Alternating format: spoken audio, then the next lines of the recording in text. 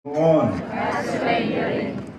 Binigay ko mga kapatid, nakakatipon tayo ngayon upang gulitain ang isang pangyayari na sa pinakapuso ng ating panampalatayang Katoliko, ang pagpapakasakit, pagkamatay, muling pagkain ni Jesus.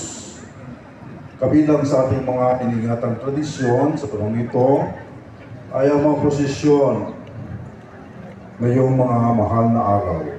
Tinutulungan tayo ng mga prosesyon ito sa lupain ng mga huling sandali ni Jesus sa daigdig upang mantig ang ating mga puso na tumugon sa kanyang dakilang pag-ibig.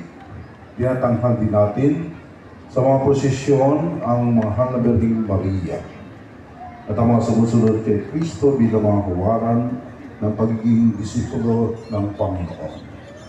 Dala-dala natin ating mga kandila bilang mga liwanag sa libutan, tayong lahat, liwanag ni Kristo kahit sila rin mamaya ang iyong kandila. Manalangin tayo. Ama namin ipapala ang iyong pagwagaspas ay manawag-lawang pasagana sa iyong samayanang